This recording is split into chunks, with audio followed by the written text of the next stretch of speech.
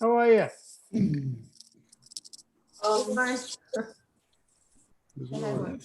Warren. I thought you said Lauren. I accept any hello I can get. Hi, Hello. Noelle, is that alive? Something? It's a Oh, bird. it's one of my birds that died 2 weeks ago. No, it's not. One of my birds did die 2 weeks ago, but it's not one of them. But he can't. wife. His wife's home. Oh, she can't go. No, she's having a baby soon. When it, Beginning of December. oh, wow. Yeah. Been right away. Who else is We're all set here. So Shabbat Shalom, everybody. It's wonderful to see you. It's Shabbat wonderful Shalom. to, our incredible student Cantor Lauren back with us. And at this point, I'm going to mute everybody. Sorry. There. He's always eating. There we go. Okay. There we go. I lost y'all, but you're still here, which is great. And it's wonderful again to just be able to celebrate Shabbat with all of you. And there's one person before we get started who I want to give a very important shout out to, and it's our wonderful Cheryl Gold, who is here, who was always too humble to take credit for things. But the reason why tonight we are acknowledging Jewish Book Month, and in which we are using the opportunity of our normal Friday night sermon slot to talk about a book of what I hope is substance, is largely because of Cheryl and many years of tireless work in keeping our library downstairs together, and of realizing the importance, the significance of certainly books and literacy and literature in our tradition, and that the Jewish Book Council, which has existed for a much longer period of time than I think many of us ever realized, and the Jewish Books Awards that are given out, that these are important things. They're a part of our shared culture, and that using this space that we have where we're all together in this way has really become an important part of our year and an important part of our community. So Cheryl, I just want to thank you at the outset for everything that you have done, everything that you continue to do. And next year, the only change will be I'm going to make you give the sermon. That's the change I want to see. But okay, good. Everybody sees it. We'll remember it. It's recorded for posterity. You got a year to plan, Cheryl. All right. Good. So we'll wish everybody, as I said, a Shabbat Shalom. We're going to just begin first by lighting our candles. So if you'd like to follow along, I'm just going to put myself up on the screen. If you have candles at home and you'd like to join me, it's on page 120 in our prayer books. Again, page 120.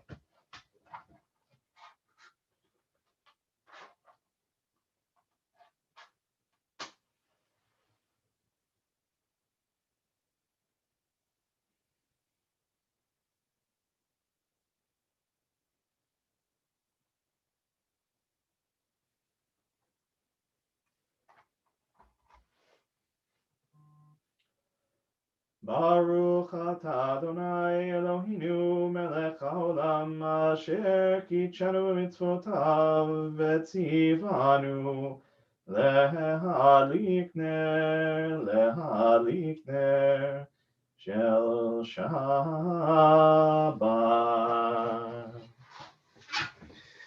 Amen. And we're going to turn it over now to Cantor Lauren, who will help warm us up a little with an opening song.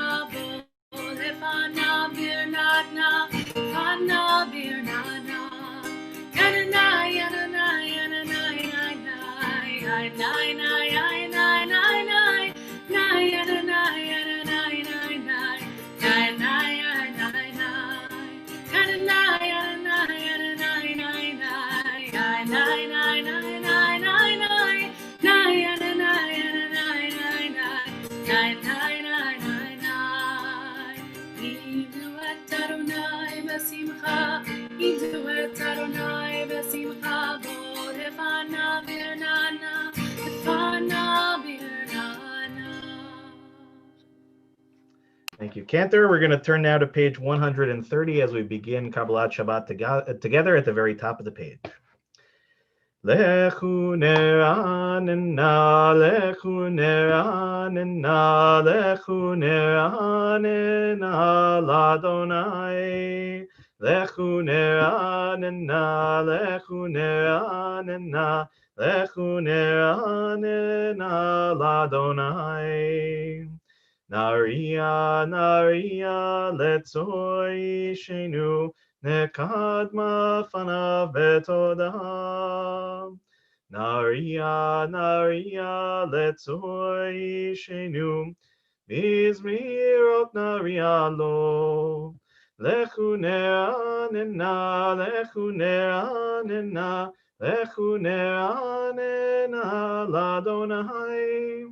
Lechu neranena, lechu neranena, lechu neranena, ladonai. And we'll turn it back to Cantor Lauren as we're on page 131, Shiru Ladonai. Shiru Ladonai, Haaretz. Shiru Ladonai, Shir Chadash. Shiru Ladonai, Kol Haaretz. Shiru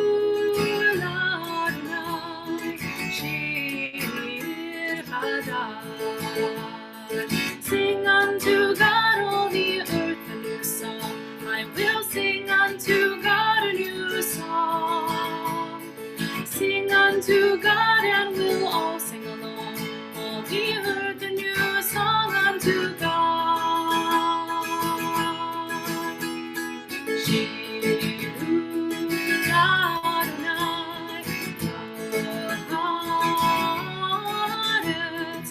Shiru Adonai, Shir Chadash.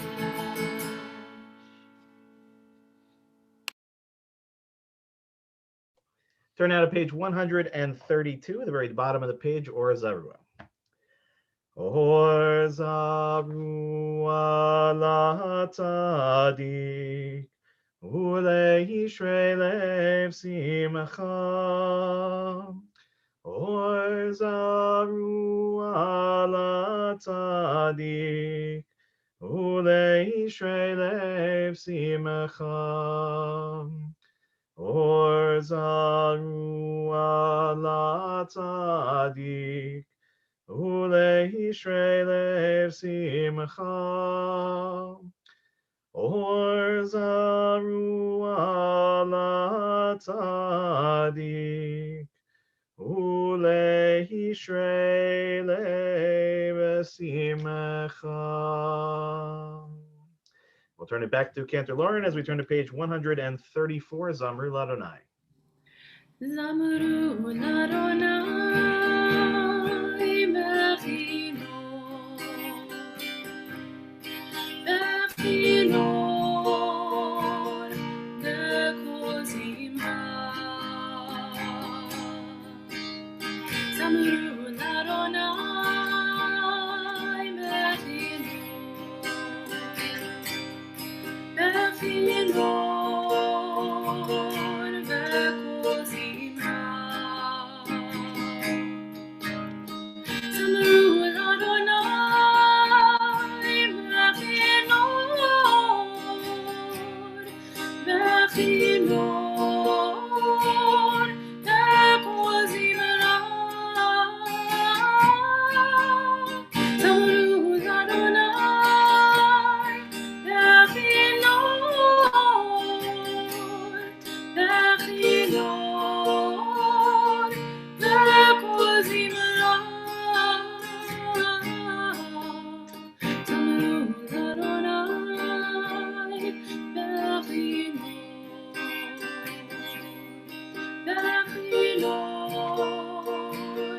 Dekozimra. Turn now to page 135, the last Hebrew paragraph beginning Romamu. Romemu Adonai